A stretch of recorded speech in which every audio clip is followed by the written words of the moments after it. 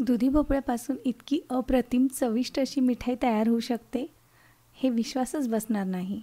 परंतु ही मिठाई तुम्ही एकदा नक्की ट्राय करून बघा. यासाठी मी एक दुधी भोपळा घेतला आहे, त्याची साल काढून घेतली आहे.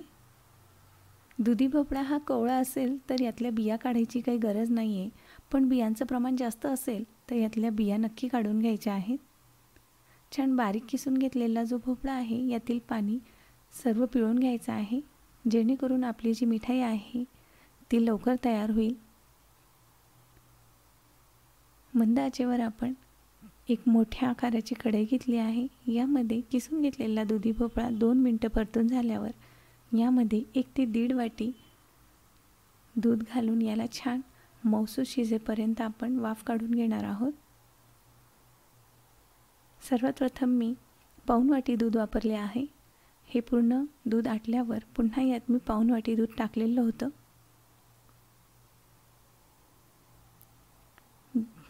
दूध पूर्ण आटलं आणि भोपळा छान मऊसूत शिजला की यामध्ये अर्धी वाटी साखर घातली आहे. हे परफेक्ट प्रमाण आहे या मिठाई बनवण्यासाठी. जोपर्यंत दुधी भोपळा पूर्ण छान मऊ शिजत नाही तोपर्यंत यात साखर घालायची नाही आहे, कारण की साखर घातली की भोपळा शिजण्याची जी प्रक्रिया आहे ती बंद होते. यामध्ये 1 चमचा वेलची पूड घालायची आहे, यामुळे या मिठाईला छान अशी चव येते.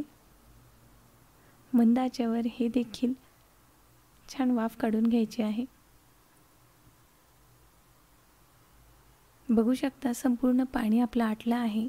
यामध्ये मी अर्धा वाटी कंडेन्स मिल्कचा वापर केलेला आहे. कंडेन्स मिल्क नसेल तर तुम्ही येथे 4 ते 5 चमचे मिल्क पावडरचाही वापर करू शकता. हिरवा रंग येण्यासाठी 1 थेंब मी येथे फूड कलर टाकलेला आहे. हे अगदी ऑप्शनल आहे, हवं असेल तर तुम्ही तसंही ठेवू शकतात.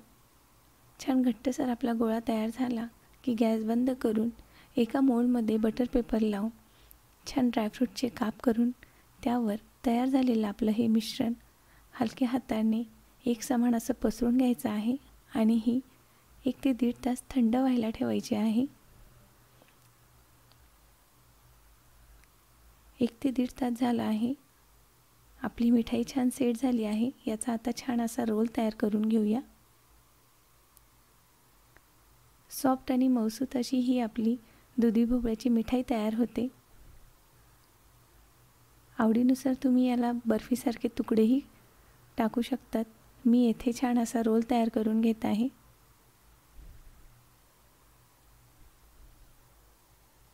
दुधी भोपळ्यामध्ये पाण्याचं प्रमाण असल्या कारणाने ही सेट होण्यास थोडा वेळ लागतो.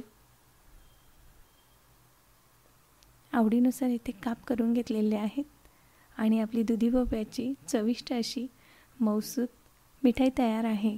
व्हिडिओ आवडला असेल तर व्हिडिओला लाईक करा.